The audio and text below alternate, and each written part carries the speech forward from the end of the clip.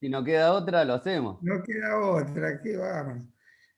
Y Marco sigue en el remis, ¿eh? Qué bárbaro. ¿Cómo viaja Marco? Es un maestro, ¿no? Siempre en el remis. O para mí que tiene chofer, Marco, ¿no? Por la forma No, profe, que hace acá. ¿Eh?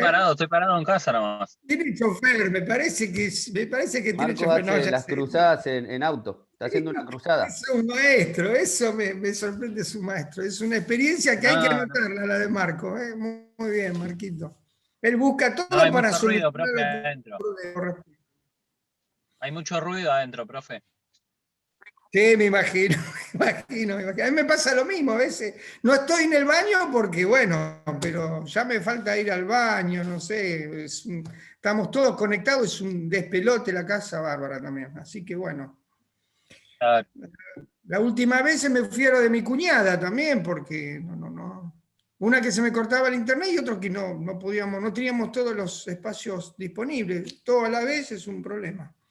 Bueno, Bárbara, la saludo, a Janina y no sé qué, Jazmín, que no las había saludado. Bueno, compartimos pantalla con respecto a paradigma. Ustedes saben muy bien que el surgimiento de la ciencia aparece justamente como lo que estamos trabajando en la Edad Media, pasando a la modernidad, con una serie de enfoques en cuales se empezó a trabajar la ciencia como parte del conocimiento. Y acá ustedes van a ver, sí que encontramos la modernidad occidental, por supuesto que sale de Europa, y encontramos el primer paradigma, que es el positivista. Ustedes me van a preguntar, ¿existe todavía? Totalmente está muy presente el paradigma positivista, que no podemos decir como positivista propio, pero sí hay un neopositivismo. ¿Estamos hasta acá? Por supuesto que es una posición eurocentrista. El análisis es esto, ¿no? Muchos autores están para paradigma. Desde el punto de vista de la interculturalidad funcional, digamos, cuando hablamos de interculturalidad estamos hablando del diálogo entre las culturas, ¿no? Ese enfoque que yo sostengo constantemente.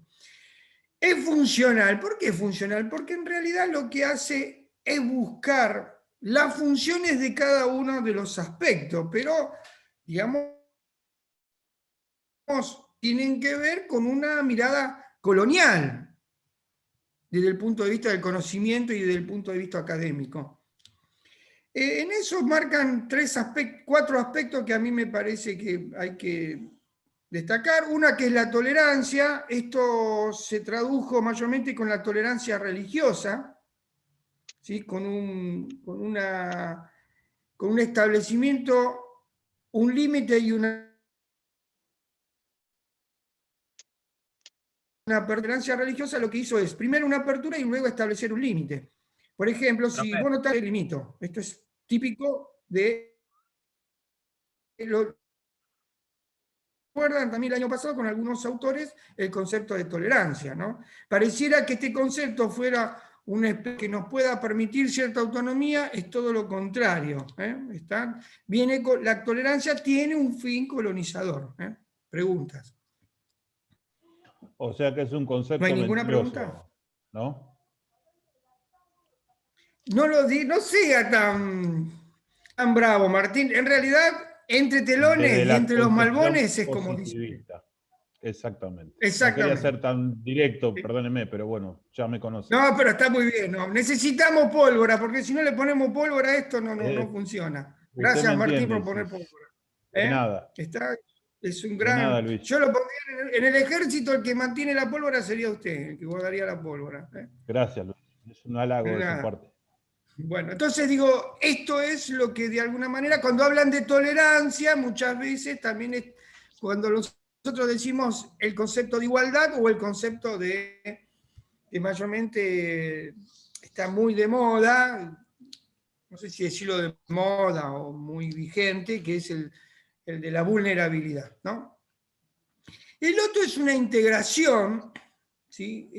Otro concepto que también digamos, desde el paradigma, para hacer una comparación, desde el paradigma neopositivista, en realidad con el que se opone a este paradigma, supuestamente que se opone, pero también con el mismo origen occidental, es el materialismo histórico que en vez de hablar de integración, habla de inclusión. ¿Estamos? La integración en el paradigma positivista es un desafío como una política intercultural, pero en realidad queda en un relato, no se materializa.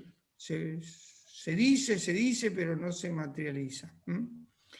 El otro aspecto es el de la diversidad, ¿sí? Que muchas veces hay conceptos de diversidad cultural, multiculturalidad, todo con un paradigma sentado en el positivismo, que viene desde el poder, por supuesto, nunca desde abajo, y que mayormente se sostienen bajo presupuesto del Banco Mundial, que coloca dinero para esto y luego que de alguna manera oprime o explota lo que sea, digamos, con esta idea de la diversidad, ¿no?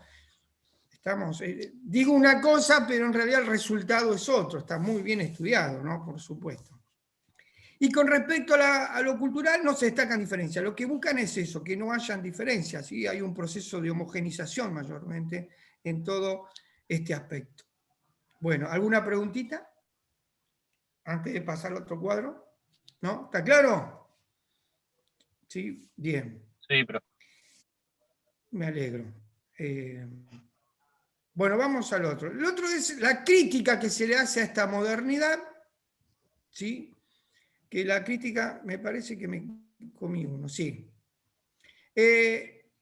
Digamos, una crítica desde el eurocentrismo es el paradigma del materialismo histórico, basado en una mirada hegeliana o marxista, donde la interculturalidad lo que se busca es una crítica, ¿sí? Su propuesta son teorías de clases sociales, ¿no? De la lucha de clases, de la conciencia digamos, de pertenecer a una clase y el ascenso social, por supuesto, basado en un término muy importante que es la desigualdad, ¿no? La desigualdad como propuesta, podríamos decir, iguales a mí, no respetar la cultura, sino iguales a mí, ¿no? A eso nos referimos. Por supuesto que el resultado siempre es una asimetría de clases sociales y ahí se conforma lo que es este sistema mundo. ¿A qué nos referimos sistema mundo, chicos? Sistema mundo nos referimos justamente a esta idea de que tengamos nada más que dos mundos. El paradigma materialismo histórico o el paradigma positivista, ¿no? Frente a esto, vamos a ver, surgen una crítica a estos dos paradigmas, ¿sí? Crítica a la modernidad occidental, que aparecen tres, hay más paradigmas, pero yo puse estos tres que son los que más me interesan a mí para la historia. El dialéctico crítico, que mayormente viene del materialismo histórico, que desde la perspectiva, podríamos decir, americana, no logra tener una autonomía propia.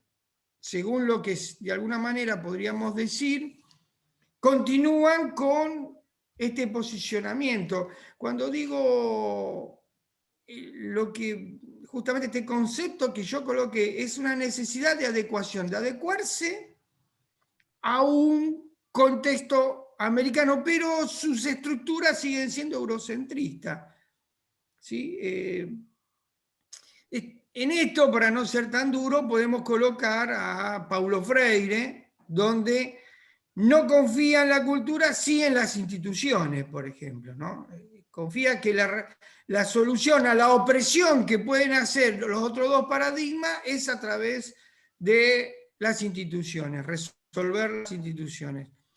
No estoy haciendo solamente estoy marcando cuál es la mirada, ¿no? La mirada justamente del dialéctico crítico es esto, y ustedes van a ver que muchos de los autores que venimos mirando o viendo están parados en este dialéctico crítico. Preguntas.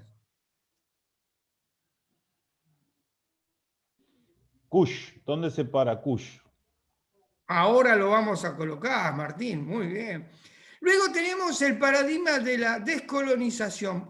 La búsqueda de descolonizarse justamente de esta crítica a la modernidad, ¿no? Hay un cuestionamiento, un pensamiento colonial en lo global. Acá lo que está muy bueno en el paradigma de descolonización están justamente paradigmas asiáticos y africanos, ¿sí? Qué interesante, digo, en el momento de hacer alguna crítica a la colonialidad global. Lo que pasa es que este pensamiento no ha conformado un paradigma de respuesta, solamente quedamos en el cuestionamiento. Acá quedamos en una necesidad constante de adecuarnos a los tiempos, al contexto, pero tampoco hay respuesta. Para eso hay un paradigma que a mí me parece que es donde de alguna manera estamos parados. La propuesta mía es el paradigma hermenéutico, que es la interpretación como desafío, ¿no? Esta búsqueda constante de interpretación y de conocer la realidad. ¿Qué realidad? Sociocultural.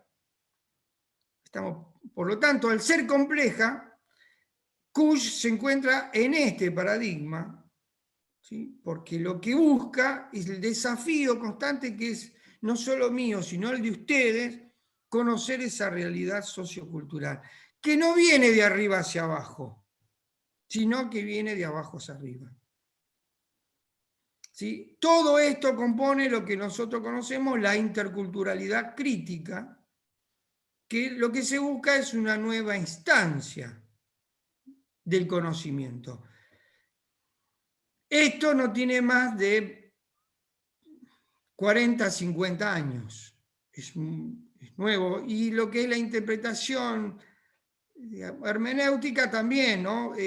Ojo que la interpretación hermenéutica también tiene un costadito, un ala, podríamos decir, eurocentrista. No crean que es, digamos, el eurocentrismo se mete como por capilaridad, ¿no? Es impresionante, está en todos los paradigmas, pero bueno, lo que buscamos desde esta mirada americana, podríamos decir, propia de nuestro pueblo, es buscar esta interpretación como desafío, ¿no? Este desafío de poder interpretar la realidad. Cuando yo digo realidad sociocultural, es la realidad también histórica, ¿no?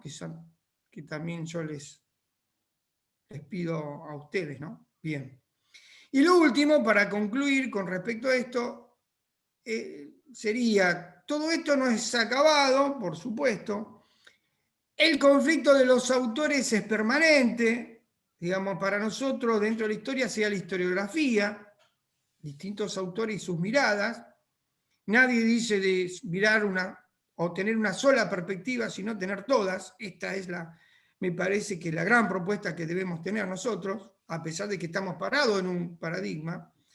La imposición de legitimar el conocimiento científico, claro, se impone muchas veces legitimar ese conocimiento científico, ¿no? Las legitimaciones mayormente vienen de ciertas universidades o de autores o de políticas educativas, a nivel nacional, provincial o municipal. La imposición de legitimar el conocimiento científico es a una cultura occidental, por supuesto europea. Pensar desde otro replanteo paradigmático es la propuesta. Pensar desde otro replanteo paradigmático y epistemológico. ¿Cuál es? Mirar el mundo desde América, que esta es la propuesta que mayormente necesitamos entender, ¿no? Que aparentemente es la propuesta que mejor le puedo ofrecer. Después ustedes tomarán el camino y el paradigma que les parece, ¿no? Esto también, digamos, es parte de la autonomía de ustedes, ¿eh? No sé si hay alguna pregunta.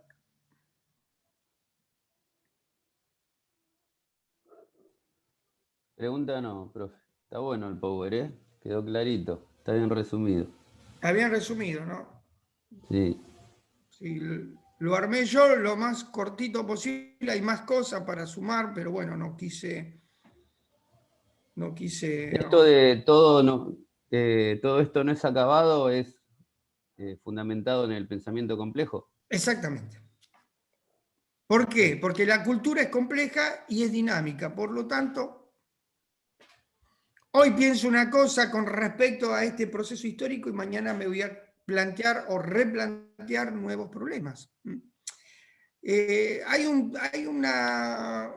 una entrevista que le hicieron a Gabriel Di Meglio, yo la quise compartir, pero se me escapó, que le hacen, no sé si después alguno de ustedes la quiere buscar y la quiere publicar en nuestro grupo, donde sostiene esto de que es muy interesante, ¿no, Gabriel? En esto lo hemos charlado mucho con Gabriel también a esto, cuando yo lo iba a buscar, imagínense la panzada que me hacía en el viaje, ¿no? Y di vuelta, digamos, panzada por el intercambio, ¿no? Y él me preguntaba algunas cosas que yo le decía mi mirada y creo que impactó un poco, no es por eso que yo haya influido con Gabriel, porque yo no influyo sobre Gabriel, no, para nada, pero creo que me escuchó, que es el tema de que cada día que tenemos hay un nuevo replanteo histórico, ¿no? Por lo menos desde nuestro lugar, ¿no? Digamos, cada día nos vamos a tener una pregunta diferente porque responde a un contexto diferente, y esto me parece que nosotros debemos tener en cuenta, ¿no? Digamos, buscar la respuesta en la historia es algo tan, pero tan importante, que el problema es que a muchos no les conviene, que también nosotros tenemos que tener en cuenta esto, que, digamos, cuando estamos explorando, estamos buscando conocimiento en el pasado, expone a muchos, y entonces eso también puede llegar a molestar. Digo, tengamos tranquilidad y valentía, que uno lo hace con cierta honestidad a esto, ¿no? Y queremos lo mejor para nuestros estudiantes. Entonces, creo que esto es importante tenerlo en cuenta. No sé si hay alguna preguntita, Florencia. No, profe.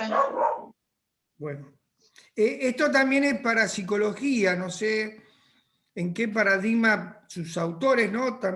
Digo, está dentro de las ciencias sociales, ¿no? Entonces, también tiene que ver con lo cultural, ¿no? Entonces, ustedes cuando van a leer un autor, está ubicado en uno de estos paradigmas, ¿no? Hay un nuevo paradigma que yo no quise colocarlo para no generar conflictos y qué sé yo, es el paradigma de género, que está muy, muy, muy en actualidad, que también tiene digamos, una mirada, una perspectiva, ¿no? Es una perspectiva de género que habría que analizarla en algunos aspectos que me parece que pueden tener ciertos, podríamos decir, extremos ideológicos que tal vez habría que revisarlo, ¿no? Entonces, como recién comienza, sería bueno ver, como decía un gran prócer nuestro, hay que verlo caminar para ver de qué lado está rengueando. Entonces, vamos a darle un poco más de tiempo para ver cómo vamos a trabajar esto, ¿no? Digo, más que nada para cuidar la autonomía de los estudiantes, ¿no? Las cosas impuestas, ves, está muy claro acá, la imposición de legitimar. Y yo la verdad que no vengo a imponer nada, mi paradigma solamente es una propuesta y cada uno, fíjense que acá les estoy mostrando todos los paradigmas que ustedes pueden cambiar, o decir, bueno, algún día capaz que Martín va a la Universidad de Luján y donde tienen escuelas, es una escuela, digamos, todo lo que era licenciatura en historia es una escuela anglo-francesa. Ya, entonces no voy. ¿No? Te van a decir, claro, uy,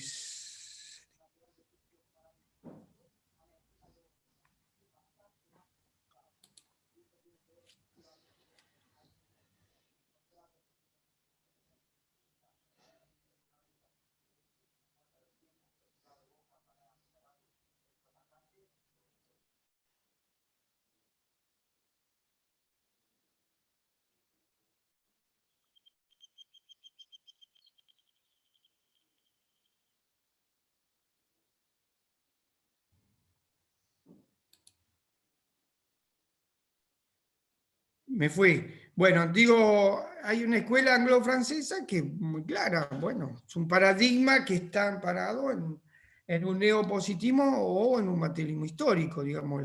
Las investigaciones se hacen con respecto a, qué sé yo, el rol de los chacareros, ¿no? Digo, es extraño, digo, sacan textos que no les interesa. A mí me parece que nadie podía leer el chacarero, la historia de los chacareros, por ejemplo, en Ayacucho.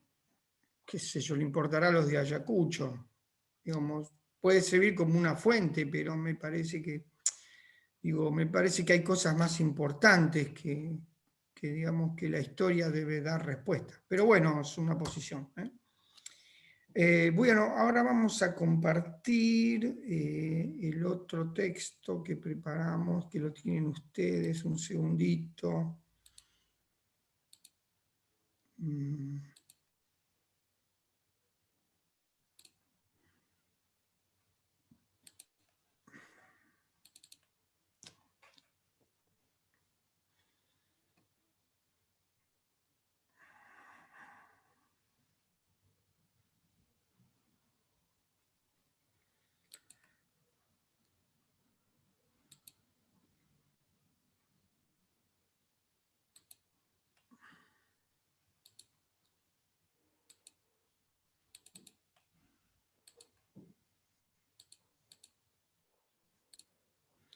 Bueno, vamos a compartir lo que preparamos y ustedes lo tienen ahí.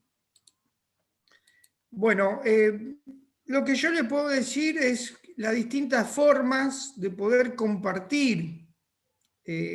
¿Compartir qué cosa? Información, argumentos, análisis, interpretaciones de autores o de varios autores. En este caso, ustedes tienen para cuando tengan que dar alguna actividad dentro de una secuencia didáctica, tenemos un cuadro de doble entrada.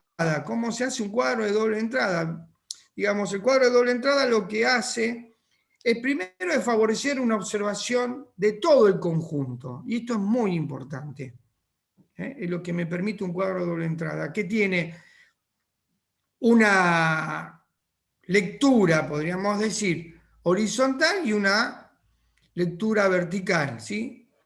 En este caso tenemos, en la lectura horizontal tenemos autores como Taft, Gross, Weiland y Fisher, mientras en el otro tenemos algunas variables, indicadores, y que cuando uno trata de realizar, acá lo que están trabajando es el tema de poder, por ejemplo, ¿no? Conceptos, pero pueden ser también comportamientos de variables, y acá lo que irían serían indicadores, ¿no? Por ejemplo, cuando yo voy a dar una actividad, coloco un autor y puedo colocar cómo mira este autor, por ejemplo, una variable que podría ser el desarrollo cultural en tal lugar, ¿no? O puede ser, si quieren, desde la perspectiva del materialismo histórico, el modo de producción, ¿no? ¿Estamos? Entonces, bueno, ¿y cómo mira cada uno de los autores? Uy, se me fue.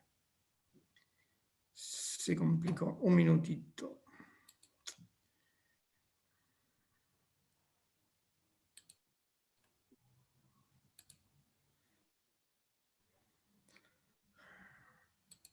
Bueno,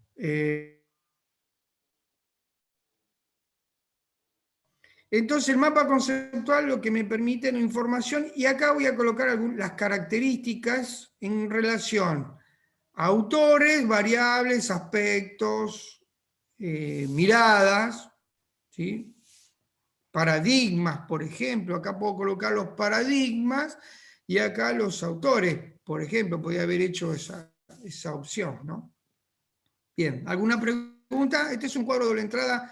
Se lo di para que ustedes, cuando tengan que hacer alguna actividad, el cuadro de doble entrada lo que hace es colocar la información de uno o varios autores, de conceptos o características para asociar y relacionar uno con otro.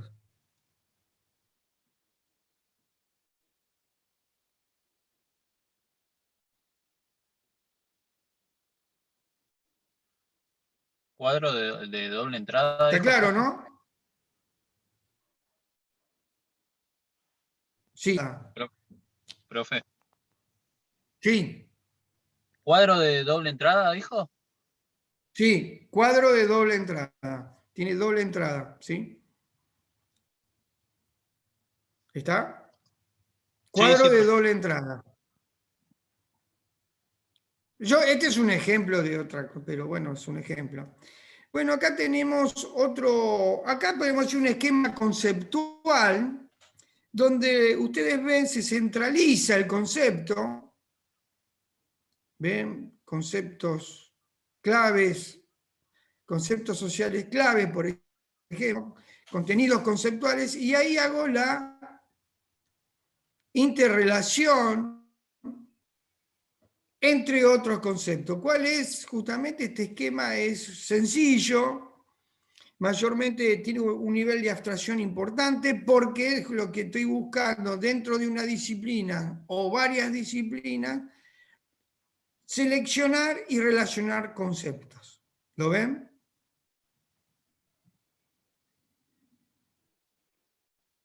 Utilizar también paradigma o conceptos historiográficos con respecto a un autor o varios autores. ¿Está? Sí, profe. Bien, vamos al otro. Si hay preguntas, por favor me lo dicen. Bueno, acá nos encontramos, esto más que nada tiene que ver con un mapa conceptual. Un mapa conceptual que tiene una característica, el mapa conceptual, chicos, es estructurante, es un mapa donde lo que hace es estructurar la interpretación, o sea que si nosotros nos damos un texto cada uno, el mapa conceptual va a ser diferente en cuanto a su desarrollo. El mapa conceptual lo que trata de buscar es destacar conceptos, vinculaciones, pero también la relación de esos conceptos en relación con variables o mejor dicho, perdón, e indicadores. Por ejemplo, digamos, el concepto fundamental en este caso es una variable que podríamos decir que es la población, ¿no? De qué manera se distribuye y se estructura, ¿no? Estos siguen siendo variables, ¿no? Población, su estructura y distribución, ¿no? Cómo se estructura la población y la distribución de la misma. Estas son variables, cómo es la dinámica, ¿no? La población y en relación con otro concepto se transforman en variables. Y acá, estos son los indicadores, ¿ven? El comportamiento de esta variable es el indicador este es el indicador, por edades, ¿no? ¿Me siguen? ¿Sí? Y esto que dice joven, adulta o viejo son las categorías de esos indicadores. O sea que de acuerdo al comportamiento de estas categorías, si es mayor joven o menor adulto o mayor viejo, me va a dar un resultado por edad y eso determina a la variable. ¿Cuál es la variable? La estructura de la población.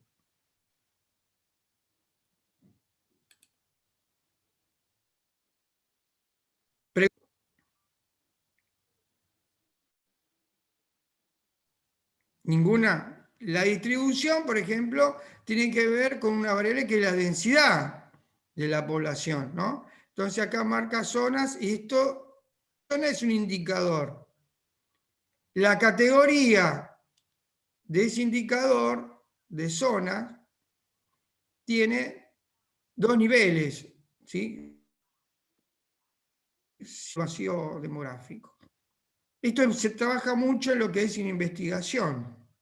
Yo no sé si lo están viendo ustedes en integración Arial 2, pero digo, esto es aplicable al análisis de cada uno de los autores. Por eso hincho tanto o hinchamos tanto ahora que es el tema de variables, indicadores y categorías que tienen estos indicadores, ¿no? Por ejemplo, zonas es un indicador y estas son las categorías de ese indicador.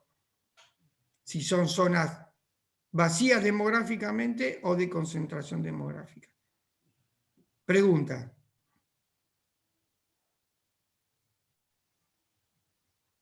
Profe, por ejemplo, si nosotros tenemos un texto, ¿no? De los que nos dio en Historia Mundial, por ejemplo, deberíamos agarrar ¿Se una variable. cortó? ¿Ahí me escucha? Sí, ahí te escucho, Lunita. Que si agarramos un texto de historia mundial, el concepto principal que deberíamos poner es la principal variable, sería, y de ahí sacar otras variables, No, indicadores. indicadores. Ok. Vuelvo. Pero ¿cuál sería la variable? ¿Sí? Claro, nosotros queremos ver el concepto de población. Esto es acá lo que está buscando es conceptualizar, porque justamente es un mapa conceptual. ¿Se ¿Sí? podría, Luis, Sí. eso que está muy bien explicando, lo podría poner como ejemplo, por ejemplo, lo que estamos viendo en la Edad Media, ¿no? La Edad Media, Vamos a bueno, poner un ejemplo. podés marcar población también y podés marcar la distribución, ponele, y la estructura. Y acá en la estructura vas a colocar la visión de la sociedad medieval, por ejemplo, con Bianchi. ¿Se entiende? Y respecto a Profe, la distribución, sí, lo sí. que nombró primero, ¿no serían variables ¿Qué cosa? o indicadores? No, estos son variables. Estructura de la Ah, población es una variable. Distribución de ah, la población es una variable. La dinámica de la población es una variable. Acá lo que claro. hicieron, no sé quién me mandó una rayita acá. ¿Quién fue, Cristian? Bueno, fíjense, estos son variables. Yo cuando uno esto con esto y esto con esto se transforman en variables. Población no me dice nada. Para que se transforme en una variable, población es un concepto, ¿sí? Abstracto, población. Para contextualizarla, ¿me siguen? Para contextualizarlo, tengo que relacionarlo a la población con otro concepto que es el de estructura. Entonces ahí se transforma en una variable. Población, digamos, la estructura de una población. ¿Cómo se estructura la población?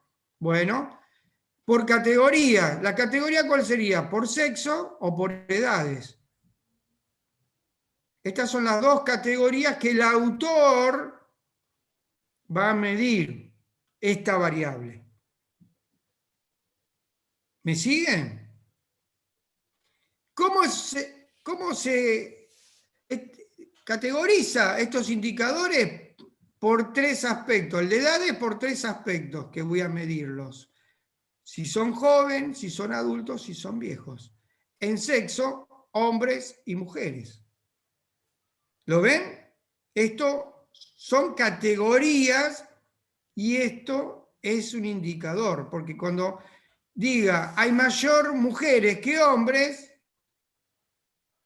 este indicador va de alguna manera a determinar a esta variable, a la estructura de población es mayor mujeres que hombres. ¿Se entiende?